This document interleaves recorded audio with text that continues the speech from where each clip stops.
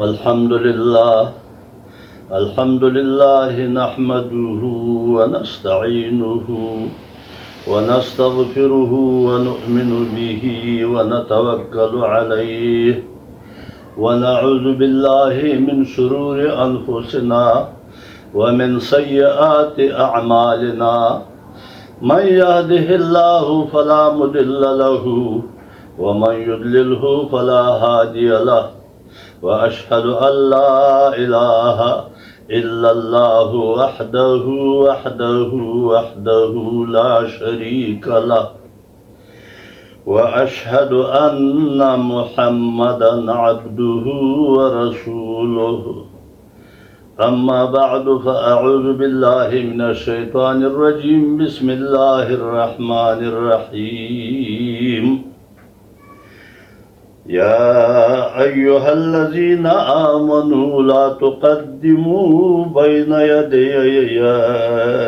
الله ورسوله واتقوا الله إن الله سميع عليم يا أيها الذين آمنوا لا ترفعوا أصواتكم فوق صوت النبي ولا تجهروا له بالقول كجهر بعضكم لبعض أن تحبط أعمالكم وأنتم لا تشعرون آمنت بالله صدق الله مولانا العظيم وبلغنا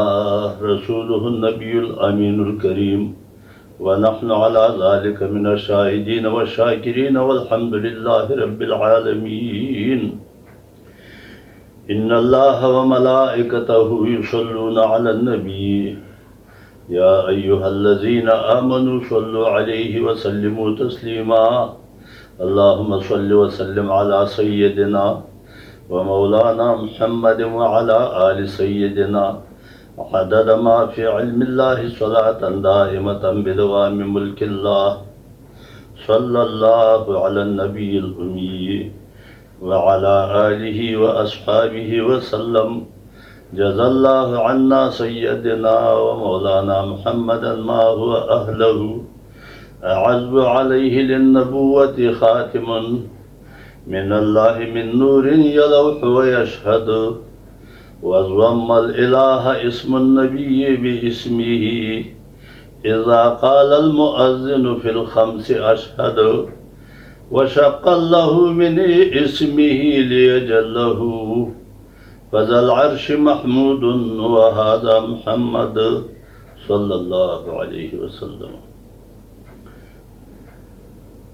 زما محترم مسلمانہ نورنو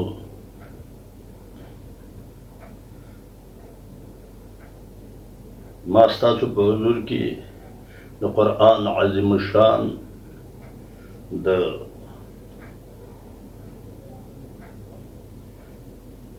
سورة حجر د اول نمبر او دویم نمبر آیات د تلاوت کولو شرف حاصل کړی دی چې په دغه دواړو آیاتونو مبارکو کې الله رب العزت د خپل محبوب پیغمبر صلی الله علیه وسلم لوړ مقام بیان کړی دی داسې په ډېرو ځایونو کې چې قرآن که احکام دي او که صفات دي نو دا ټول د نبي کریم صلی الله علیه وسلم صفات دي خو د بدقسمتۍ نه بعضې خلک داسې دي چې ترجمې هم کوي تفسیري ترجمې هم کوي لفظي ترجمې هم کوي خو خلکو ته فقط هغه آیاتونه د قرآن بیانوي چې یا هغه منسوخ شوي یا هغه منسوخي او د هغې په مقابل کې نور آیتونه نازل شوي ځکه قرآن کې ناسخ آیاتونه هم شته، منسوخ آیاتونه هم شته. په خپله قرآن د دې خبرې ګواهي ورکوي چې الله فرمایي په 18 سپاره کې ما ننسخ من آیات او ننسها نأتي بخير منها او مثلها الم تعلم ان الله على كل شيء قدير. الله تبارک و تعالی فرمایي چې موږ کوم یو آیات نه منسوخ کوو او نه یې رو د چانه. ما ننسخ من آیات او ننسها نأتي بخير منها، نه د چانه یې رو او نه منسوخ کوو، مگر په هغه وخت کې منسوخ کوو چې د هغې آیات هغه منسوخ آیات په مقابل کې ناسخ آیات راشي، چې د هغې په مقابل کې ناسخ آیات راشي چې هغه منسوخ آیات چې دی په هغې کې تکلیف ډېري. نو الله رب العزت فرمایي چې ما ننسخ من آیات او ننسها من نأتي بخير منها او نو موږ د هغې نه بهتر آیات چې تاسو ته آیاتونه ټول بهتر دي، د الله کلام دی، په دې کې خو اضافه هېڅ شی نشته دی، یو لفظ پکې اضافه نشته، خو د تاسو دپاره پکې یو بهتري لټوو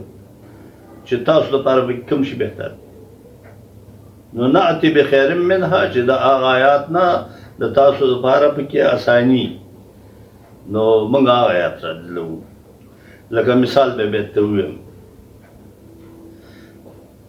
او یا د هغې په مثل دي خو هم پکې اساني، او الله تبارک و تعالی چې دی په هر شي قادر دی، هر څه کولی شي. لکه د مثال په ډول په ابتدا د اسلام کې دا آیات 4 سپاره کې سورې آل عمران کې چې الله رب العزت فرمایي واللاتی یاتین الفاحشة من نسائکم فاستشهدوا علیهن 4 منکم فإن شهدوا فأمسكوهن في البيوت حتى يتوفاهن الموت او يجعل الله لهن سبيلا. یعنی الله فرمایي هغه ښځې چې د فاحشه فعلونو مرتکب شي، فاحشه فعلونه بد کارونه چې وشي، نور تاسو پوهېږئ بد کارونه چې وشي، نو په هغې باندې څه وکئ، په دغه بدکارو ښځو باندې 4 شهیدان پېښ کړي. 4 شهیدان به پې ګواهي ووایي چې دا موږ په بدکارۍ لیدلې ده. که چېرته 4 شهیدان فإن شهیدو، که چېرته بیا دې 4 شهیدانو ګواهانو په دې ګواهي وویله، نو بیا څه وکئ، نو فأمسکوهن فی البیوت، بیا یې په کورونو کې بندیوانې وساتئ، په کور کې بندۍ کوي، بندې کوي، دا فاحشې ښځې په کور کې بندیوانې کوي، قید یې وساتئ. فأمسکوهن فی البیوت، په کورونو کې د کوم وخته پورې حتی یتوفاهن الموت او یجعل الله لهن سبیلا، تر هغه وخته پورې چې یا الله تبارک و تعالی هغې ته مرګ راولي، مړي شي، او یا ولکمه لاره پیدا کړي، الله تبارک و تعالی هغې لپاره بله لاره پیدا کړي، بله لاره جوړه کړي، او یجعل لهن هغه ښځو لپاره سبیلا، یوه لاره. او په همدې رقم واللذان یأتیان، په دغه رقم باندې هغه نارینه، دا خو د ښځو صدا شول چې کور کې به بندیوان، نو هغې ته فآذوهما، هغې ته به هم تکلیف ورسوئ، اذیت به ورسوئ. نو تکلیف دا دی چې کله ورته وویل غوږونه ونیسه، کله یې په څپلۍ ووهه، دا دی.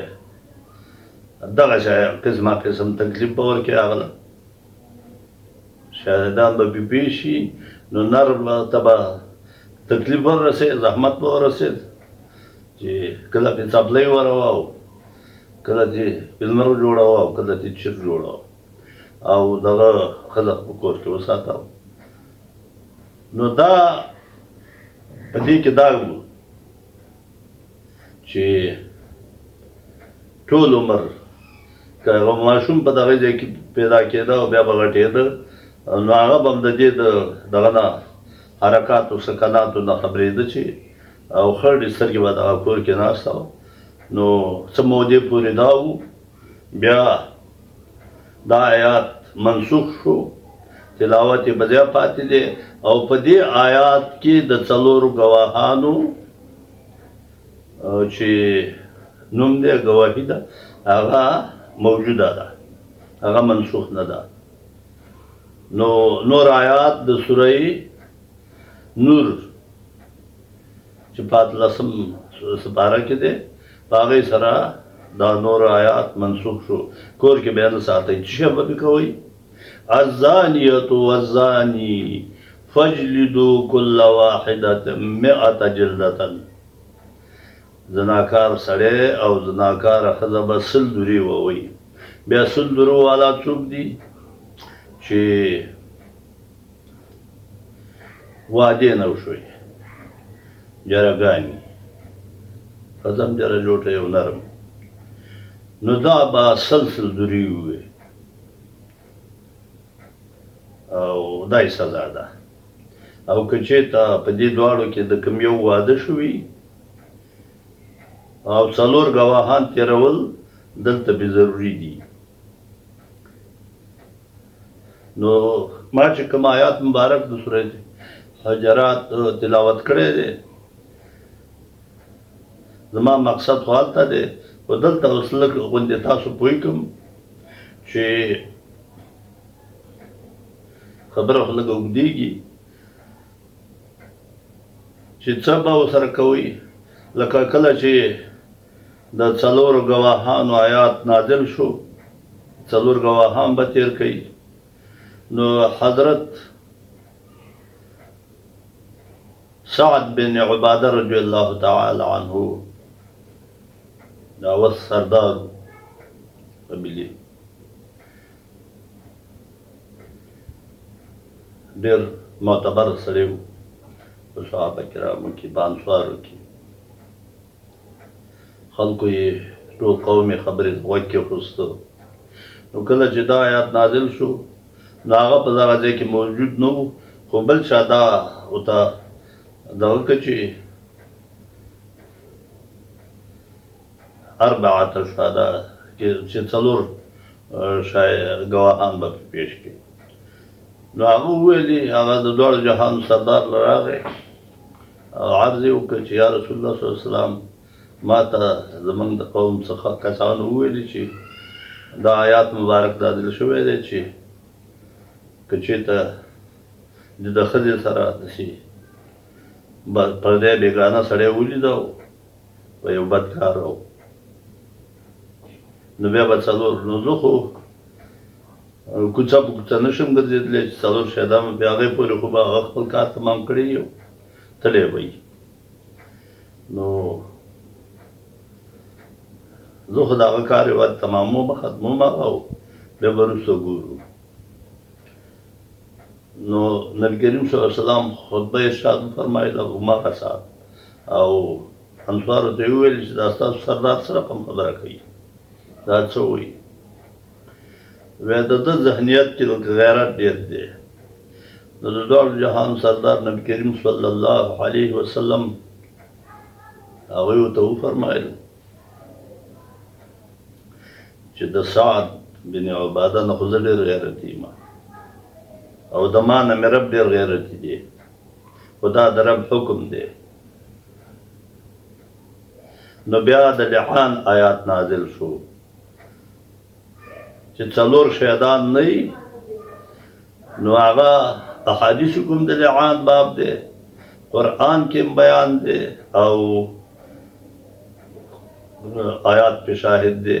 او په فقه کې بیان دی. باب اللعان، کتاب اللعان، چې څلور ځله به سړی په ځان لعنت وایي،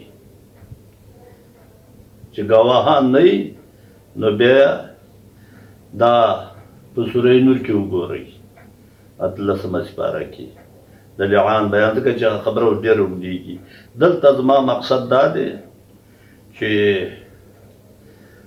الله تبارک و تعالی په ټول قرآن کریم کې په هر ځای کې د منسوخ آیاتونو نه بغیر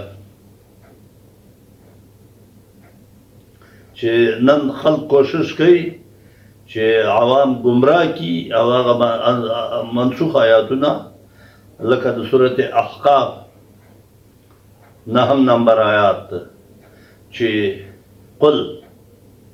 قل ما كنت بدعا من الرسول وما ادري ما يفعل بي ولا بكم، چې ته دې ته ووایه چې زه خو په رسولانو کې څه نوی رسول نه یم، ما نه مخکې رسولان تېر شوي دي، زه هم رسول یم، او زه په دې نه پوهېږم چې د ما سره به څه کېږي او د تاسو سره به څه کېږي. حالا چې د دې په مقابل کې څونه آیاتونه نور دي،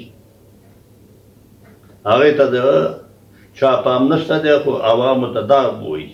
داسې خلک ځکه دا امت په درې اویا فرقو تقسیمېږي، یوه به ناجیه پکې. نو هغه یو سوره فتح کې الله تبارک وتعالی فرمایي انا فتحنا لك فتحا مبینا لیغفر لك الله ما تقدم من ذنبك وما تأخر، چې په دې کې علما خاص ځکه انبیا د ګناه نه پاکي، نو بې ګناه به شي هغه سړي ته خو الله تبارک وتعالی نبوت نه ورکوي چې هغه ګناهګار وي. زمونږ په اولادونو کې چې اولاد نافرمانه وي، موږ یې عاق کوو، کور نه یې مشړو کوو، سم پې وشوله، خوښ هم نه وي چې نافرمانه دی. نو بیا الله تبارک وتعالی داسې انبیا راځي، انبیا د ګناهونو نه پاکي، بیا څه وته لکه نور آیتونه لیدخل المؤمنین والمؤمنات جنات تجری من تحتها الانهار، نو ما یفعل بی ولا بکم. نو مشهور تابعین قتاده، حسن بصری، عکرمه او داسې نور ډېر دا ټول وایي. حضرت عبدالله ابن عباس رضی الله تعالی عنه صحابي دی، هغه هم وایي مفسر د قرآن دی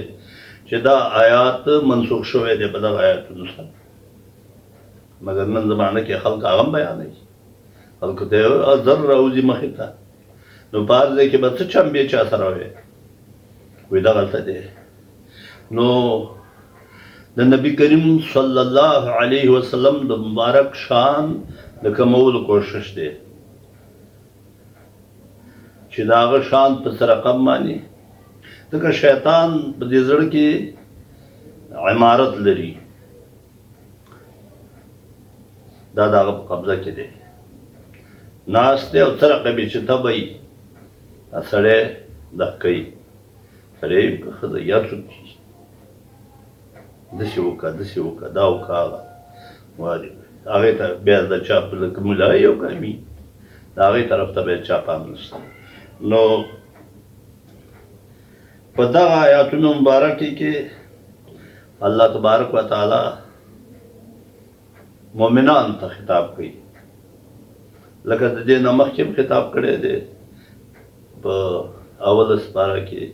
سوره بقره کې، او دلته هم کړی دی. دلته الله رب العزت فرمایي یا ایها الذین آمنوا لا تقدموا بین یدی الله ورسوله واتقوا الله ان الله سمیع علیم. ای د ایمان خاوندانو، یا کسان چې تاسو ایمان راوړی دی، لا تقدموا بین یدی الله، د الله تبارک وتعالی او د هغه د رسول نه په کوم فعل او قول کې مه مخکې کېږئ د الله حکم ته انتظار کوئ مخکې خپل توریات مه غږوئ چې دا کار دې داسې وشي او دا دې داسې وشي او د رحمت عالمین صلی الله علیه وسلم په مخکې د هغه د نه مخکې کومه خبره کومه فیصله مه کوئ بل کومه جرګه مه کوئ لکه موږ چې عامې جرګې کوو د الله حکم په ځای پروت وي موږ یې په جرګو فیصلې کوو هغلته فلانکي ځای کې جرګه اوس د نرخین دي دا هغه دي کې دي فقط صلح د دغه په منځ کې شته خو چې هغه د شریعت مطابق وي صلح شته دی د خیر صلح کول شته په احادیثو کې بیان دی په فقه کې هم دی خو داسې نه ده چې قرآن پاتې شي په ځای احادیث پاتې شي او د خپلې طبیعتون فیصلې وکړي هغه نشته نو دا غږ مه کوئ او د الله نه ویرېږئ ځکه چې الله تبارک وتعالی سمیع علیم دی اورېدونکی او عالم دی بیا الله رب العزت فرمایي یا ایها الذین آمنوا اے د ایمان خاوندانو لا ترفعوا اصواتکم فوق صوت النبي زما د محبوب په مخ کې په هغه په حضور کې به خپل اوازونه نه جګوئ هغه په مخ کې به او یا د هغه د اواز نه څونه چې د هغه اواز دی په هغه اندازه د هغې نه به کم اواز تاسو وباسئ د خولې نه داسې ده چې د هغه د اواز د ستاسو اواز به رجیګ شي دا به هم نه کوئ ولا تجهروا له بالقول كجهر بعضكم لبعض او نه به د هغه سره تاسو داسې په زور باندې په اشتراف خبرې کوئ هغه سره به زما محبوب سره به داسې خبرې نه کوئ په زور زور لکه څرنګه چې تاسو په خپلو منځونو کې یو بل سره خبرې کوئ نه نه د هغه په مخ کې به ډېر چوپ غلي ورو سره ډېر په احتیاط سره به خبره کوئ چې اواز جګ نه شي او که چېرته جګ شو نو چې به وشي ان تحبط اعمالکم وانتم لا تشعرون نو بیا به ستاسو عملونه حبط کړو که حج هم کړی که زکات هم کړی ورکړی که روژې هم نیولي اعمال جمع ده که منځونه هم کړي که نور نیک اعمال کړی او دا کار تاسو وکړو چې د زما د محبوب د اواز نه اواز جګ کړ نو څه شی به وکړم دا ټول عملونه به الله ختم کړم حبط به یې کړم ان تحبط اعمالکم وانتم لا او تاسو به خبر هم نه شئ تاسو به معلومات هم نه چې موږ څه شی وشو عملونه شته دی که نه ختم شي دي تاسو الله فرمایي وانتم لا تشعرون او هر څوک چې بدریم آیات کې الله فرمایي کوم کسان چې اوازونه ټیټ زما د محبوب په حضور کې رو اواز وباسي رو خبرې کوي چغړبې نه وي نو بیا د هغې دپاره څه دی مغفرت دی او اجر عظیم دی ډېر لوی اجر دی ها او د دې آیات مبارک شان نزول هغه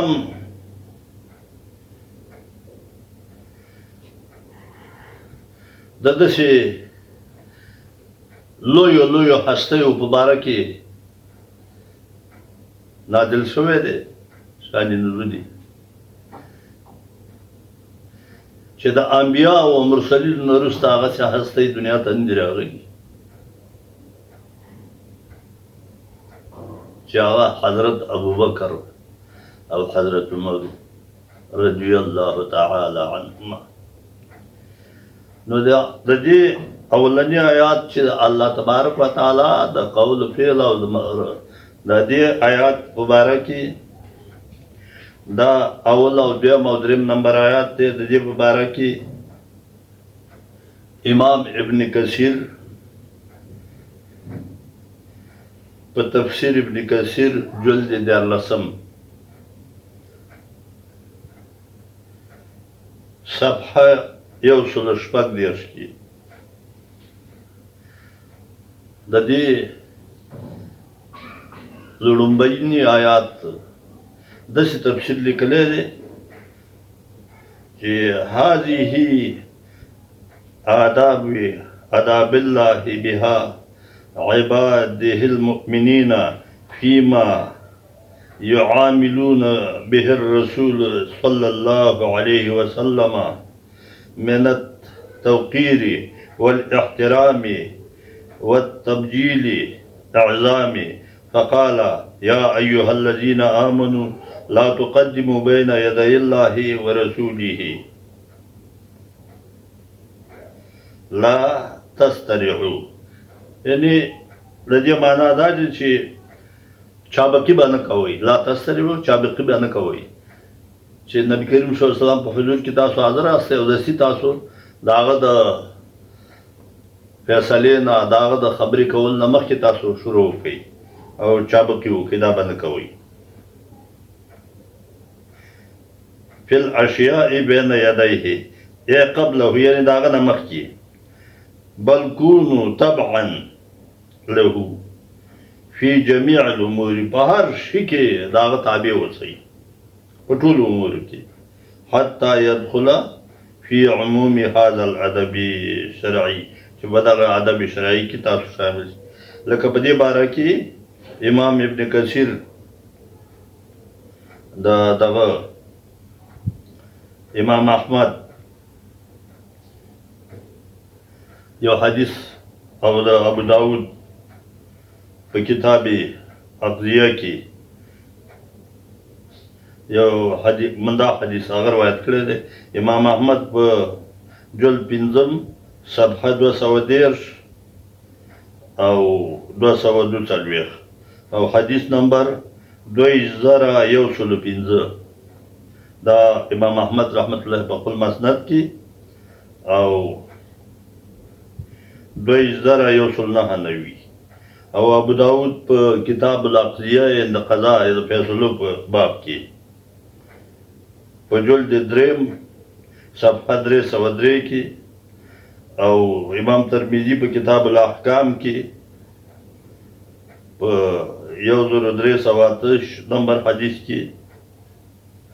او امام بیهقی په سنن کبرا کې او ابو داود طیالسی په خپل مسند کې او ابن سعد په طبقات کې جلد 2 صفحه 243 کې همدغسې ډېرو محدثینو دا حدیث د معاذ بن جبل رضی الله تعالی عنه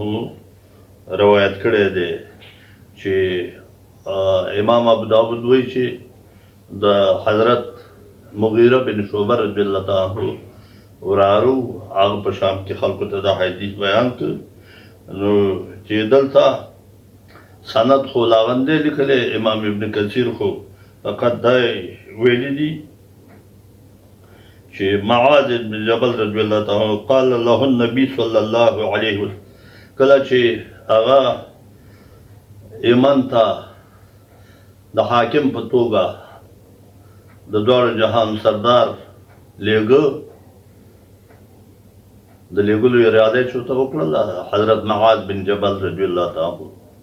نو هغه ته یې وویلې نبي کریم صلی الله علیه وسلم هغه ته وفرمایل چې حين بعثه الى اليمن یمن ته فبما تحكم په څه شي به فیصلې کوې ته به تاله چې خلک فیصلې راوړي ته به په څه شي فیصلې کوې یعنی کوم احکام باندې نو قال هغه وویل چې بکتاب الله د الله تبارک وتعالی په کتاب یعنی په قرآن کریم به فیصلې کوم که چې هغه واقعه به په قرآن کې موجوده وي نو هغه باندې بکوم. قال د دوه جهان صدر فرمایي فإن لم تجد کچېته ته هغه مسله چې ده هغه په قرآن کې بیا نه مومي نو بیا به په څه فیصله کې فیصله کول غواړي تاسو بار بار څوک راغلي عریضه به یې کړي چې زمونږ دغسې لین دین دی یا قتل معامله ده یا بل څه نور دي نو د هغه نو ده وویلي حضرت معاذ بن جبل رضی الله تعالی عنه چې قال بسنت رسول الله شو بیا به ستا په حدیثو فیصله کوم چې څه حدیث ویلي د رسول الله صلی الله علیه وسلم حدیث بیا دوه جهان سردار ته هم فرمیل قال فإن لم تجد بیا که زما په حدیثو کې هغه مسله پیدا نشي یو نوې قسم مسله وي لکه امام ابو حنیفه رحمت الله تعالی علیه نه چا تپوس وکړ چې که یو سړي د کومې ښځې سره بدفعلي کړي نو د هغه د لور سره د دې سړي نکاح کېږي که نه نو دا مسله خو نشته نو امام ابو حنیفه رحمت الله تعالی علیه ته وفرمایل کوم سړي چې د کومې ښځې سره نکاح کړي نو او د دې سړي د دې ښځې د بل میړه نه کومه لوري نو د هغې سره د دې سړي نکاح نه کېږي نو زه به دا ته ویم نو دغسې د دې بدفعلۍ نه بدفعلې ښځې د لور سره هم د دې نکاح نه کېږي چې دې ته قیاس وایي نو وایي چې زما په احادیثو کې پیدا نه کړي نو هغه به بیا څه رقم به فیصله کړي نو هغه وویلې چې اجتهاد رای بیا به دغسې په خپله رای سره په خپل اجتهاد سره به فیصله کوم نو فضربه فی صدره نو په دغه وخت کې ده چې دا وویلي نو اوس ډېر خلک ته دې تاسو وینئ چې فقه لا څه اهمیت لري او فقه ټول اجتهاد دی بعضې مفسرین بعضې محدثین هم څوک چې دغه نه مني رای نو بیا اجتهاد نه مني نو بیا د فقهاو ته اصحاب رای وایي نو دلته په دې وخت کې چې حضرت معاذ ابن جبل رضی الله تعالی عنه دا عرض وکړ چې بیا به په خپل اجتهاد سره په دغه وخت کې فضربه فی صدره رسول الله صلی الله علیه وسلم نبی کریم صلی الله علیه وسلم دی په دې سینه وو دغسې په سینه مبارکې ولت فقط لاس کېښوست وقال او ویې فرمایل الحمد لله الذي وفق رسول الله صلی الله علیه وسلم لما يرضى رسول الله صلی الله علیه تمام تعریف هغه ذات لره دی د ثنا صفت لایق هغه ذات دی چې د رسول یو استازي دی دا توفیق ورکړ چې په هغې سره د الله رسول خوشحاله شو راضي شو لما يرضى رسول الله صلی الله علیه وسلم نو دا ابن ماجه په پورې ټول دا کتابونو دا حدیث مبارک روایت کړی ها بیا د دې نه وروسته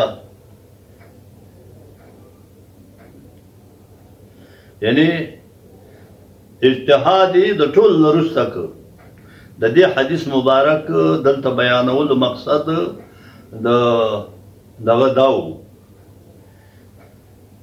د امام ابن کثیر دلته د دې حدیث د راوړلو او بیانولو مقصد حالانکه چې دا موضوع بیله ده دلته فقط دا و چې لا تقدم بین یعنی خپله رای باندې به خبره نه کوئ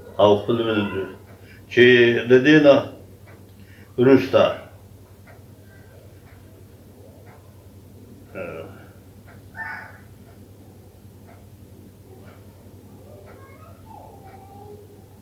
بخاری بل حدیث روایت کړی دی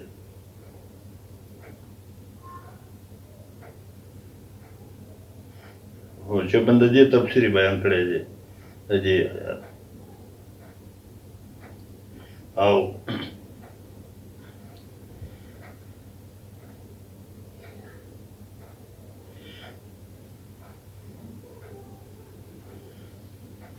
نو کله چې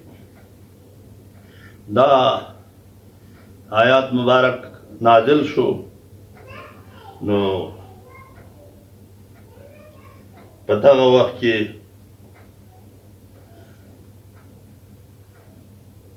امام احمد بل دا حدیث روایت کړی دی او ابن جریر هم ډېر اوږد روایت کړی دی په خپل تفسیر کې حدیث مبارک چې حضرت ثابت بن قیس بن شماس رضی الله تعالی عنه دا هغه ډېر جګ آواز و رفیع الصوت ډېر جګ آواز و نو کله چې دا آیات نازل شو هغه د انصارو هم خطیبو او د نبي کریم صلی الله علیه وسلم یعنې وفد به چې راتله نور خلک به چې راتله اسلام قبلولو دپاره یا د کومو خبرو دپاره نو بیا به دا ودرېده د دا آواز ډېر اوچت آواز و د حضرت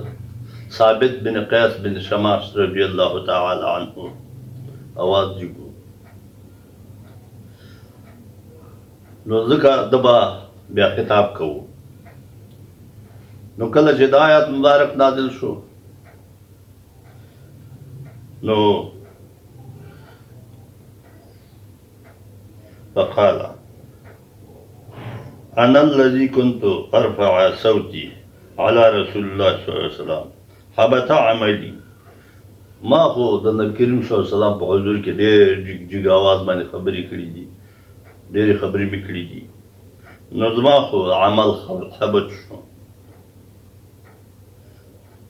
او وی ویل چې معاذ الله انا من اهل النار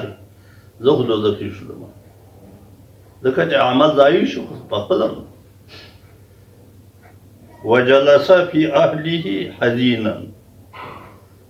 نو په خپل کور کې پریشان غمګین کېناست دا امام احمد دا روایت کوي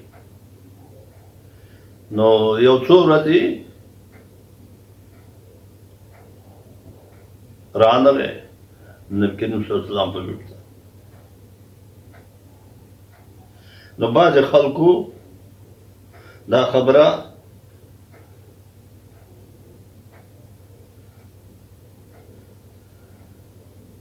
نبي کریم صلی الله علیه وسلم ته ورسوله نو نبي کریم صلی الله علیه وسلم ورته وویل چې راولئ څه شی شوی دی نو ده وویل چې انا الذي ارفع صوتي فوق صوتي زه خو هغه یم چې د نبي د اواز د پاسه مې اواز جګ کړی دی او په جګ اواز مې خبرې کړي دي نو قال فقال نو رسول الله صلی الله علیه وسلم ته وفرمایل چې بل هو من اهل الجنة ته خو جهنمی نه ته دوزخي نه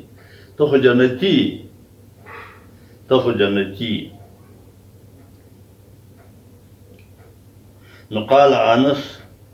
فكنا تراه يمشي بين أزهرنا ونحن نعلم أنه من أهل الجنة نو حدیث مبارک ربی حضرت انس رضی الله تعالی عنه فرمایي چې کله چې د دواړو جهان سردار حضرت ثابت بن قیس رضی الله تعالی عنه ته بشارت ورکړه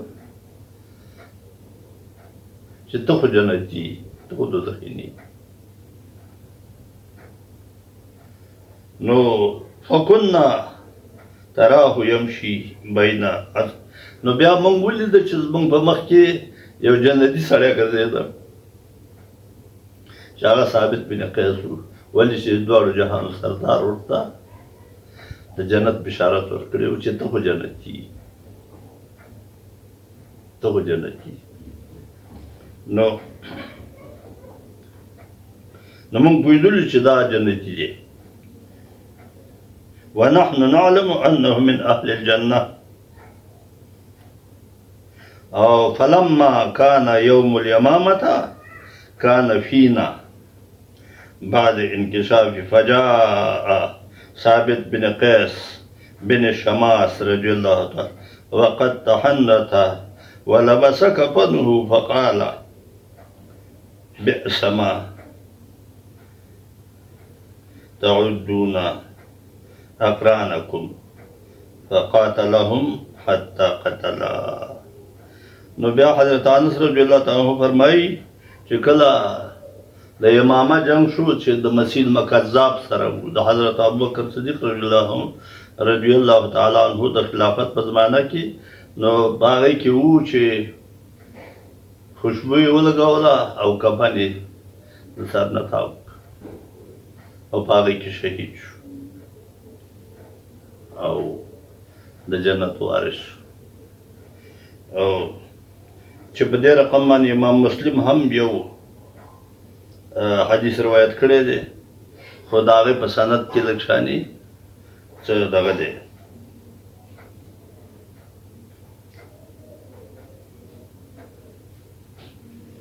او ابن جریر همدا حدیث د حضرت ثابت بن قیس لږ غوندې اوږد دا کړی دی، بیان کړی دی په خپل سند سره. خو چې هغه وایي عن قيس بن شماس عن أبيه بالقول قال لما نزلت هذه الآية کله چې نو دلته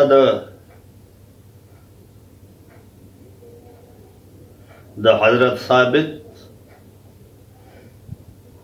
بن قیس بن شماس زوی په خپله روایت کوي. امام ابن جریر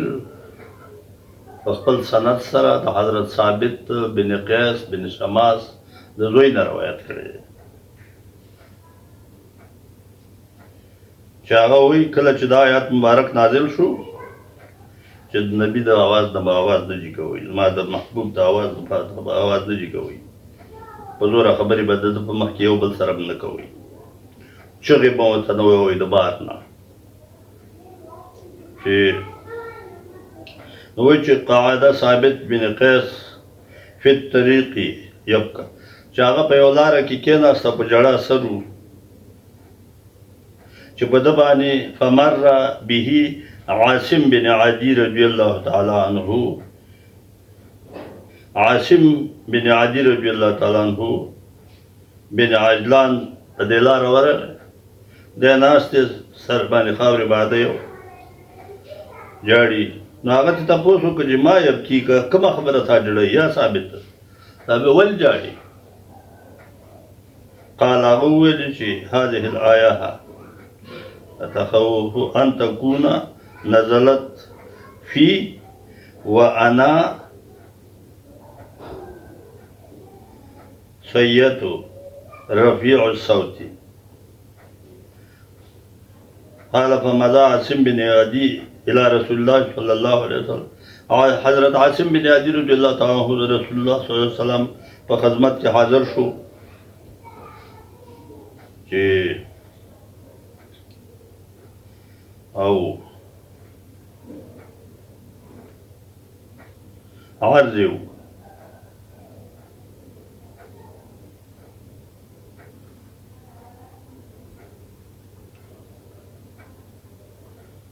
چې دغسې ثابت جاړي او په چغو سر دی دا آیات نازل شوی نو او په هغه باندې خو د ژړا غلبه ده نو کور ته راغی فاتا امرأته جمیلة ابنة عبد الله ابن ابي بن سلول نو چې راغی د هغه ښځه وه چې ام جمیله رضی الله تعالی عنها نومېده ډېره خوشیله ښځه وه ډېره دیانتداره ښځه وه خو بیا یې وروسته ورسره ده سره خلع وکړه او جدایي منځ کې پیدا شول نو هغې ته یې وویلې هغه جمیله څوک وه د عبدالله بن ابی بن سلول چې هغه منافق و رئیس المنافقین د هغه خور لور وه نه ورور د هغه خور وه فقال لها هغې ته یې وویلې چې زه به د دغه دخلتو بین فرسی زه به د دې آس کوټې ته ننوځم او ته د بار نه راپسې دروازه بنده کړه او میخونه د اوسپنې میخونه پرې ټکوه وه چې زه یې کلاو نه کړم ځکه چې زه خو زما اعمال خو دغه شو نو هغه هلته ننوته دلته چې حضرت عاصم بن عدي رضی الله تعالی عنه دوړ جهان سردار ته عرض وکړ نو هغه وفرمایل چې ورشه نو هغه ته وویوه حضرت ثابت ته وویوه چې راشه او راغی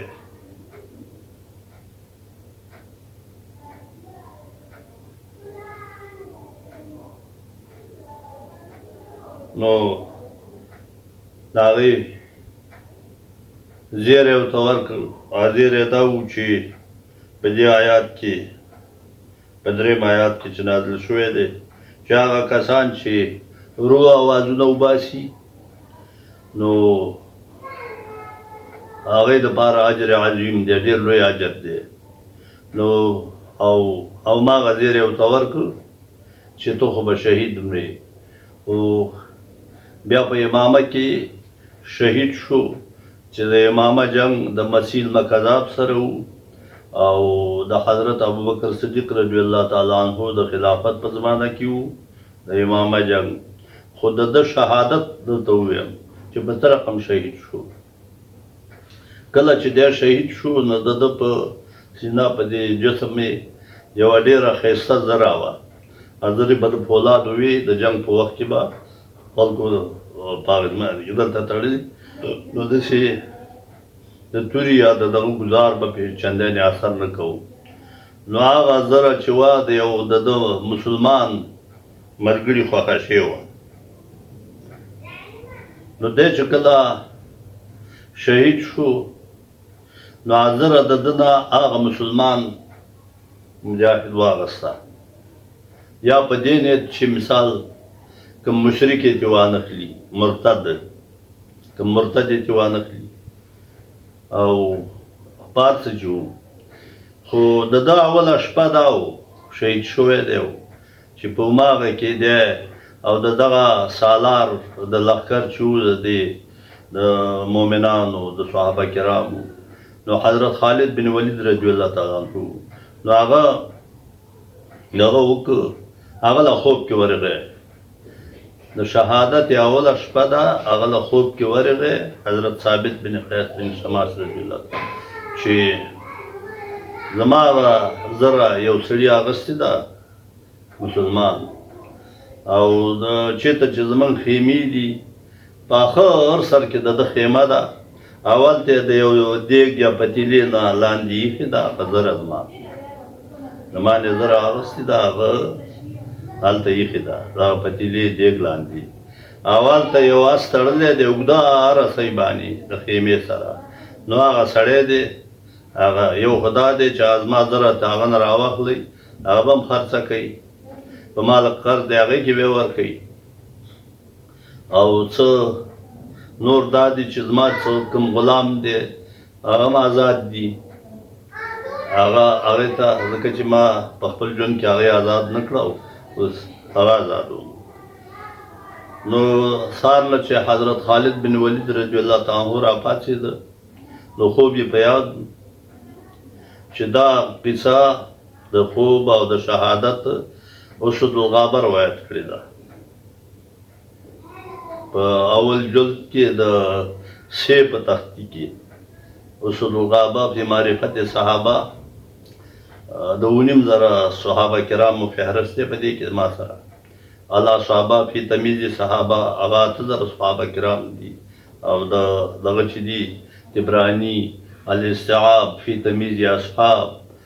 زاد المعاد فی هدی خیر العباد دې ټولو کې طبرانی کې د صحابه کرامو فهرستونه دي که د چا ورته شوق کېده ولي ګوري د هر یو صحابي د دغه باندې نو دا واقعه د شهادت اسد الغابه او الله صحابه روایت کړې ده او ډېر اوږده چې بیا حضرت خالد بن ولید رضی الله تعالی عنه سارلا دا خو په یاد و چې ورغه نو رشتہ هغه سم تړلې په اوږده رسۍ باندې د چې ورته سره کوم ویلو او دغه مودا هغه دیګ لاندې هغه زرم راووته نو بیا هغه یو استاد راولېږ مدینه منورې ته حضرت ابوبکر صدیق رضی الله تعالی عنه ته چې پس د مرګه حضرت ثابت بن قیس رضی الله تعالی عنه دا وصیت کړی دی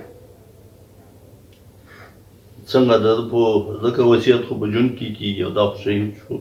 د شهادت نه وروسته وصیت کړی دی د په وصیت عمل وکړو که نه نو حضرت ابوبکر صدیق رضی الله تعالی عنه د په وصیت عمل وکړ او سره هم چې د حضرت خالد بن ولید رضی الله تعالی عنه ته په خوب کې ویلي هماغسې وکړل غلامان یې آزاد کړه او هدر یې کور والا ورکړل نو دا د نبی محترم صلی الله علیه وسلم شان دی څوک چې متابعات کوي به چاته وایي ته جنتي چاته وایي ته نه او نن سبا د ساينس دور دی ساينس یوه هفته مخکې ووایي یو کال مخکې ووایي چې سږکال به په پلانکۍ میاشت کې په راتلونکي کې دغه کسوف او خسوف کیږي یا یوازې کسوف یا خسوف موږ یې منو یا به دغه سبا له بل سبا نه باران شروع کیږي هغه موږ منو دا به کیږي هغه او کوم چې د رحمت عالمین صلی الله علیه وسلم مقام دی هغه اوس د ساينس هم کم شو هغه نه مانی بس زر د آیات وي ولو كنت اعلم الغیب لاستكثرت من الخير وما مسني سوء هر یو آیات شان نزول دی هغه په وری وګورئ نو بیا به پس هغې دغه نبي ته ویلي پس په سترګه ګورئ په انبیاو په ایمان راوړل فرض دي په انبیاو چې د ایمان نه وي خو ایمان نشته دی نو الله تبارک وتعالی دې په خپل فضل و کرم سره موږ او تاسو ته د الله او د هغه د رسول د متابعت او د احکامو د منلو او بجاورۍ توفیق راکړي او الله تبارک وتعالی دې موږ او تاسو ټول د فساد شر او د نزاع نه وساتي او ټول مسلمانانو ته الله تبارک وتعالی په دې سپېڅلي دین استقامت ورکړي او د ټولو مسلمانانو په دنیا کې اتفاق او اتحاد الله په نصیب کړي او کله چې موږ د دنیا نه واپسې نه پخله دي زموږ الله پاک دا کلمه جاري کړي چې لا اله الا الله محمد رسول الله صلی الله علیه وسلم